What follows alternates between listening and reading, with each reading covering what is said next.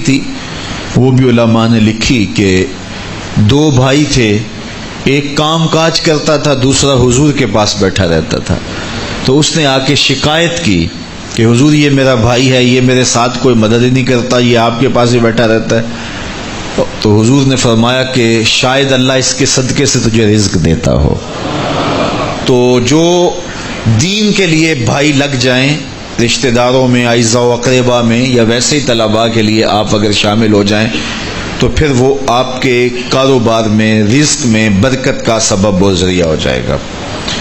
ایک اور چیز حضور نے فرمائی، حل تنصرون و ترزقون الا بضعفائکم، فرمایا تمہیں جو رزق دیا جاتا ہے اور بعض امور میں تمہاری مدد کی جاتی ہے اور مشکل حالات ہوتے ہیں، حالات ٹال دیے جاتے ہیں، میرے حضور نے فرمایا تمہیں پتہ ہے وہ ایسا کیوں ہوتا ہے؟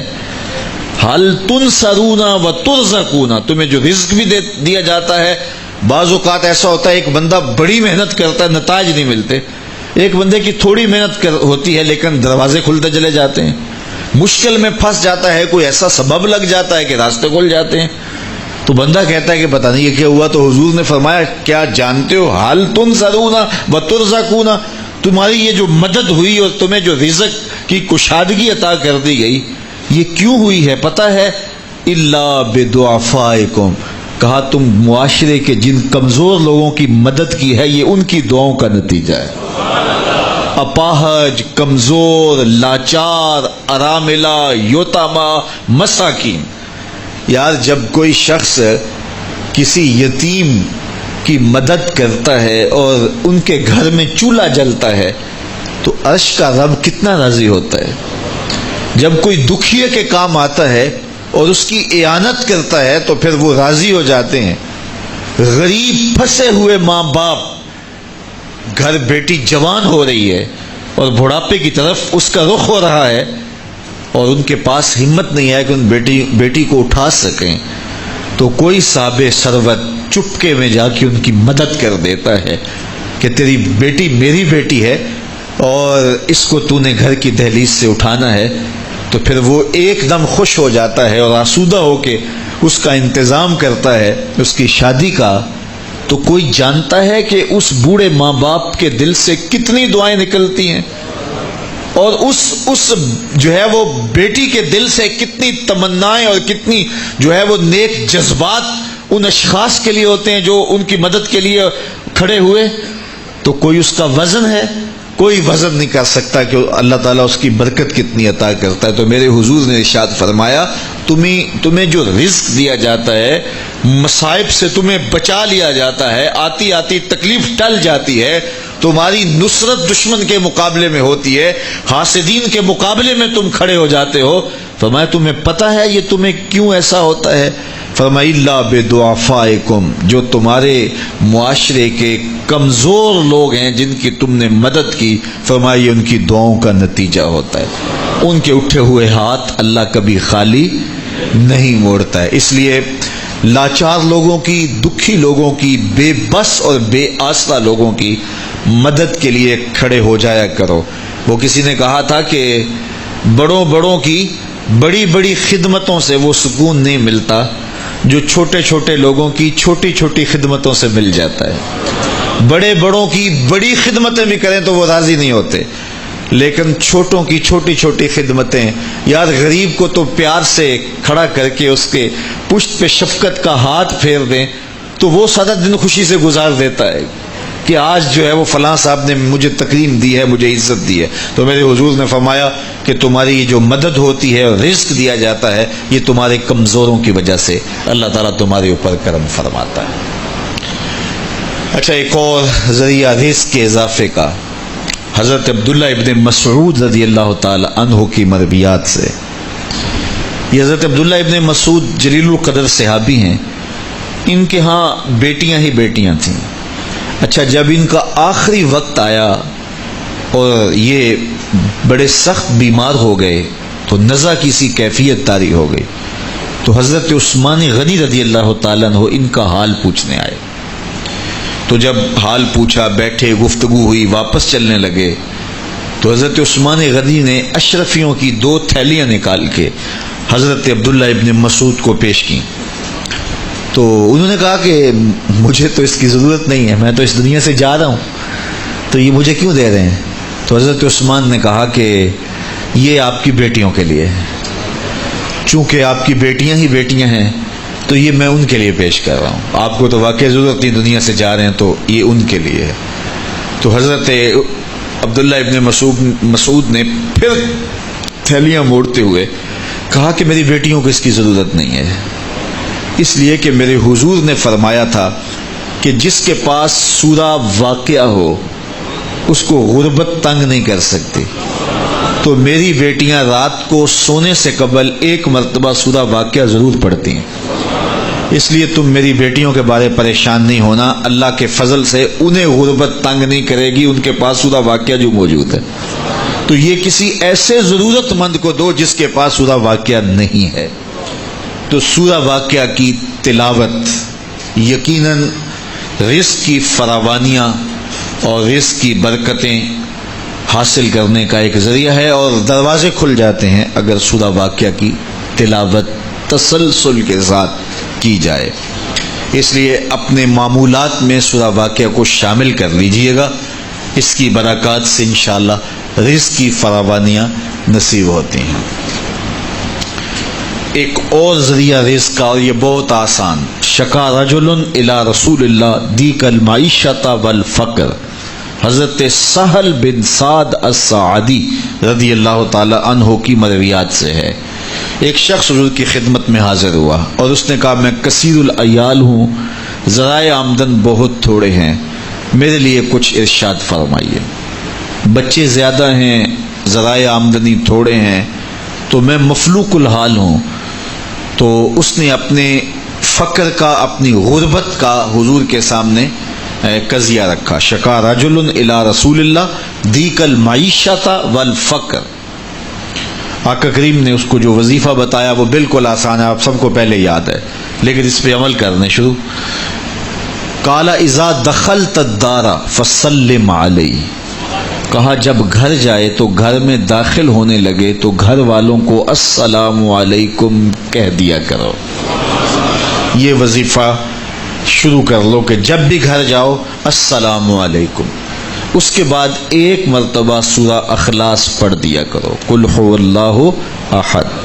یہ وظیفہ فرمایا تم نے شروع کر دینا ہے. جب بھی گھر جاؤ السلام علیکم یہ کہہ کے داخل ہو، پھر اس کے بعد قل هو اللہ احد ایک مرتبہ سورہ اخلاص پڑھ دیا کرو.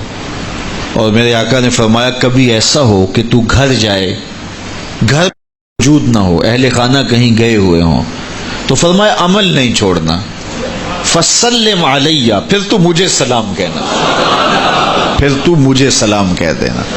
وہ صحابی فرماتے ہیں کہ میں نے یہ عمل شروع کر لیا، جب گھر جاتا السلام علیکم، اس کے بعد سورہ اخلاص پڑھ دیتا، بیٹھنے سے پہلے پہلے یہ کام کرتا. اور کبھی ایسا ہوتا میں گھر نہ جاتا، گھر والے گھر نہ ہوتے، پھر تو مجھے چائے چڑھ جاتا، پھر میں حضور کو سلام کہتا. اللہ اکبر.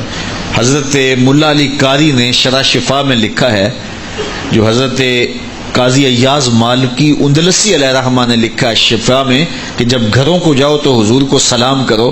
تو اس کی شرح میں لکھتے ہیں حضور کو سلام کیوں کرو، تو وہ کہتے ہیں لِأَنَّ رُوحَهُ علیہ السلام موجود فی بیوت المسلمین، اس لیے کہ حضور کی روح کا فیضان مومنین کے گھر میں موجود ہوتا ہے. اللہ اکبر. اس لیے حضور کو سلام کرو. وہ کہتا ہے جب کوئی نہ ہوتا میں حضور کو سلام کرتا. وہ اپنے نام لیواؤں کو تنہا چھوڑتے کب ہیں، جہاں ہم دم نہ ہو کوئی وہاں سرکار ہوتے ہیں. تو کہا اس کے بعد سورہ اخلاص پڑھ دیتا. یہی میرا عمل رہا. پھر اس کا فائدہ کیا ہوا، وظیفہ حضور نے بتایا تھا، اور جب بھی جاتا السلام علیکم سورہ اخلاص، کوئی نہیں ہے تو حضور کو سلام اور سورہ اخلاص. کہتے میں نے عمل شروع کر دیا حتی افاد اللہ جیرانہ. اس عمل کی برکت سے میں نے تو امیر ہونا ہی ہونا تھا، میرے ہمسائے بھی امیر ہو گئے. ایسی برکتیں، ایسی رحمتیں اتری کہ میرے ہمسایوں کے ہاں بھی فراوانیوں اور برکتوں کا نزول ہونے لگا. اسی طرح رزق کی فراوانی کا ایک اور ذریعہ ہے، اور وہ یہ انفاق فی سبیل اللہ. جب اللہ کی راہ میں آپ خرچ کریں گے تو پھر اس سے رزق بڑھتا ہے، جبکہ ہماری عقل و خرد کے فیصلے یہ ہیں کہ مال میں سے کچھ نکالا جائے تو ہمارا ریاضی اور حساب یہی کہتا ہے کہ کچھ کم ہوتا ہے، ہمارے کیلکولیٹر کا نتیجہ بھی یہی ہے، ہمارا اکاؤنٹنٹ بھی یہی کہتا ہے کہ اتنے نکال دو گے تو باقی اتنے بچیں گے، لیکن میرے حضور نے فرمایا کہ میں قسم اٹھا کے کہتا ہوں کہ صدقے سے مال کم نہیں ہوگا۔ ہمارے بزرگ فرمایا کرتے تھے کہ وہ پرانے زمانے میں کنویں سے پانی نکال کر کے کھیتیاں سیراب ہوتی تھیں، بعد میں یہ جو ہے وہ ٹیوبویل آ گئے تو ان کی ضرورت نہ رہی، لیکن وہ کنویں کافی دیر لوگوں نے بند نہیں کیے تھے کہ پتہ نہیں کبھی پھر ان کی ضرورت دوبارہ نہ پڑ جائے، تو دیر تک وہ کنویں ہم نے بھی دیکھے، اب تو تقریباً بند ہو گئے، لیکن آج سے 10-15 سال پہلے چلے جائیں تو ہر گاؤں میں کنووں کے نشانات موجود تھے، اور بعض میں وہ پرانی مالا بھی لٹک رہی ہوتی تھی، وہ ٹنڈے وغیرہ، تو پرانے کنویں ہم نے دیر تک دیکھے، تو ان کنووں کو کسی نے بند نہیں کیا تھا، دیر تک وہ جاری رہے۔ تو میرے بزرگ فرمایا کرتے تھے کہ اب ان کنووں سے پانی نکالو تو گدلا بھی ہے، میلا بھی ہے، اور بہت نیچے بھی چلا گیا ہے، جبکہ انہی کنووں کا پانی تازہ بھی تھا اور شفاف بھی تھا اور بہت اوپر بھی تھا۔ کہا جب یہ کنویں باہر فیض دیتے تھے نیچے سے سوتے پھوٹتے تھے، جب انہوں نے باہر دینا چھوڑ دیا اللہ نے بھی عطا کرنا چھوڑ دیا، اب یہ بند ہو گئے۔ تو رزق کا معاملہ بھی یہ ہے، جب اس کی راہ میں دیتے رہو گے تو اللہ عطا کرتا رہے گا۔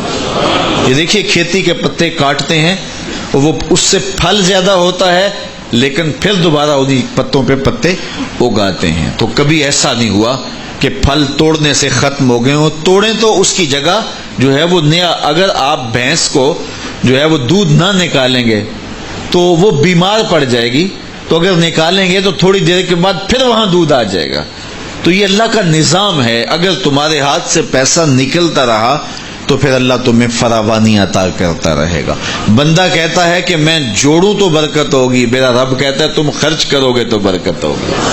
تو اس لیے اس کی راہ میں خرچ کرتے رہنا، اس کی راہ میں دیتے رہنا رزق کی فراوانی کا سبب ہے۔ ایک اور وظیفہ میں آپ کو بتا دیتا ہوں، ہم اپنے جتنے بھی پیر بھائی ہیں سب کو تاکیداً کہتے ہیں کہ مالی مشکلات کے لیے اور گھریلو دیگر مشکلات کے لیے یہ وظیفہ پڑھا جائے، اور وہ یہ ہے کہ نماز مغرب کے بعد 21 مرتبہ سورۃ الکوثر کی ما بسم اللہ تلاوت کی جائے، اول آخر دوشی پڑھ لیا جائے اور پھر 21 مرتبہ سورہ کوثر کی تلاوت کی جائے۔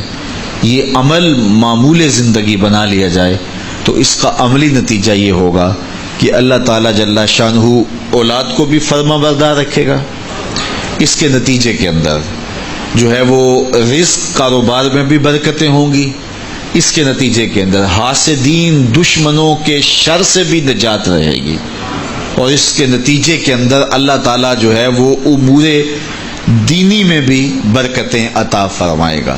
تو یہ ایک مؤثر ذریعہ ہے، اور اگر کسی کو مسائل زیادہ ہوں تو وہ ہر نماز کے بعد یہ عمل کر سکتا ہے، ورنہ مغرب کے بعد 21 مرتبہ سورہ کوثر کی تلاوت کرنے سے بہت ساری برکات حاصل ہوتی ہیں۔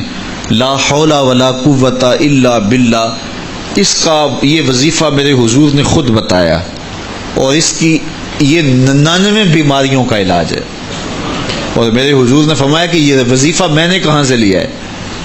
حضور فرمایا کہ عرش الہی کے نیچے ایک خزانہ ہے، خاص خزانہ، فرمایا یہ وظیفہ مجھے وہاں سے ملا ہے، اور اس میں 99 بیماریوں کا علاج ہے، اور اس میں سب سے کم درجے کی بیماری ہم اور غم ہے۔ تو اللہ تعالیٰ جل شانہ ہمیں جس طرح دنیاوی اسباب ہمارے پیش نظر ہوتے ہیں تو روحانی امور کے ذریعے سے بھی ہم برکتوں کے حصول کو آسان کر سکتے ہیں۔ اللہ میرے لیے آپ کے لیے ہر طرح کی کشادگیاں عطا فرمائے، ایسے فقر سے بچائے محفوظ رکھے جو کفر تک پہنچا دیتا ہے، اور ایسی دولت سے بھی بچائے جو دولت قارون بنا دیتی ہے۔ اللہ ہمیں دولت عثمان عطا کرے، اور اگر قسمت میں فقر ہے تو پھر فقر سلمان عطا کرے، پھر فقر بلال نصیب کرے، پھر فقر ابو ذر عطا کر دے، تو اللہ ہم سب کو دنیا آخرت کی بہتریاں بہاریں نصیب فرمائے۔ دعا کے لمحات اب قریب ہیں، جب بندے اللہ کے حضور ہاتھ اٹھا کے دعا مانگتے ہیں تو بندوں کے اٹھے ہوئے ہاتھ اللہ کبھی خالی نہیں موڑتا۔ دعا ہر صورت قبول ہوتی ہے، یا تو یہ کہ جو مانگا ہے وہ مل جاتا ہے، یا جو مانگا ہے وہ نہیں، اس کے بدلے میں کچھ اور عطا کر دیا جاتا ہے، یا پھر جو مانگا ہے وہ فوری نہیں ملتا، کچھ دیر کے بعد عطا کیا جاتا ہے، یا پھر دعا ذخیرہ کر لی جاتی ہے اور اس کا صلہ آخرت میں دیا جائے گا۔ اور روایت میں آتا ہے کہ جب دعاؤں کو ذخیرے کی صورت میں آخرت میں صلہ نصیب ہوگا تو لوگ آرزو کریں گے کاش کہ ہماری دنیا پہ کوئی دعا قبول ہی نہ ہوئی ہوتی۔ تو اللہ تعالیٰ کے حضور عجز سے، پورے تیقن سے دعا مانگنی چاہیے۔ من قلب لاہن فرمایا گیا، کھیلتے ہوئے دل سے جو دعا کی جائے اللہ اسے قبول نہیں کرتا۔ کھیلتے ہوئے دل سے نہیں، پورے تیقن سے، پورے انہماک سے، پوری توجہ سے جو دعا مانگی جائے۔ دیکھیے میں آپ سے کوئی بات کروں تو میرا رخ دوسری جانب ہو اور بات آپ سے کروں گا تو آپ کو بھی اچھا نہیں لگے گا، تو احکم الحاکمین کو کیسے اچھا لگے گا کہ کوئی بندہ مانگ اس سے رہا ہو لیکن دل اس کا کسی اور جگہ پہ کھیل رہا ہو؟ تو ایسی دعا اللہ قبول نہیں کرتا۔ اور پھر اس کی شرط ہے رزق حلال۔ حرام رزق سے پلے ہوئے بدن اور الشخص کی دعا قبول نہیں ہوتی۔ میرے حضور نے فرمایا ایک شخص لمبا سفر کر کے آیا ہے اور بیت اللہ کے سامنے کھڑا ہے اور ہاتھ پھیلا کے دعا مانگتا ہے اور کیا کہتا ہے؟ اے اللہ وَمَطْعَمُهُ حَرَامٌ وَمَلْبَسُهُ حَرَامٌ وَمَشْرَبُهُ حَرَامٌ وَغُذِّيَ بِالْحَرَام۔ اس کا کھانا حرام کا، اس کا پینا حرام کا، اس کو غذا حرام کی دی گئی، اس کا بدن حرام کی غذا سے پلا ہے۔ میرے حضور فرماتے ہیں بتاؤ اس کی دعا کیسے قبول ہو؟ تو اس کی دعا قبول نہیں ہوگی۔ تو رزق حلال شرط ہے، اور اللہ کے حضور پورے خشوع اور خضوع کے ساتھ گڑ گڑاتے ہوئے دعا کی جائے، تیقن سے دعا کی جائے، پھر ہر صورت میں قبول ہوگی۔ اور اس کی صورتیں چار ہیں کہ یا بین ہی وہ، یا اس کا کوئی بدلہ، یا بدیر، یا پھر آخرت کے لیے ذخیرہ۔ تو آج 4 دن ہمارے بیت کے تو ہم دعا کی طرف بڑھیں گے۔ میں نے کل آپ کو توجہ دلائی تھی کہ مرکز کے لیے ہاں دعا کا ہی ادب بھی ہے کہ دعا سے قبل اگر صدقہ دیا جائے تو دعا جو ہے وہ اللہ تعالیٰ اس کو رد نہیں فرماتا۔ تو یہ خیر کی راہیں ہیں، خیر کا سفر ہے۔ میں اپنے ادارۃ المصطفیٰ حلقہ گجرات کے تمام سرپرستوں کا، بزرگوں کا اور کارکنوں کا، آنے والوں کا بصمیم قلب شکریہ ادا کرتا ہوں کہ انہوں نے جس محبت کے ساتھ 4 دن اس تسلسل کو باقی رکھا اور جو تلقین وصیت نصیحت یہاں سے کی جاتی رہی اس کو بصر و چشم قبول کیا، اور صبح کے وقت نیند قرباں کر کے یہاں پہنچے۔ اللہ اس کی برکتیں یقیناً آپ کو نصیب فرمائے گا۔ اور اللہ تعالیٰ کی بارگاہ میں آپ میرے لیے بھی دعا کریں کہ صحت عافیت کے ساتھ جو خدمات کی توفیق نصیب ہوئی ہے وہ دیر تک نصیب ہوتی رہیں، اور اللہ ہمیشہ اپنی یاد میں رکھے، نفس و شیطان کی شرور سے ہم سب کو محفوظ رکھے، اپنی پناہ میں، اپنی امان میں اور اپنے حفاظتوں کے حصار میں رکھے۔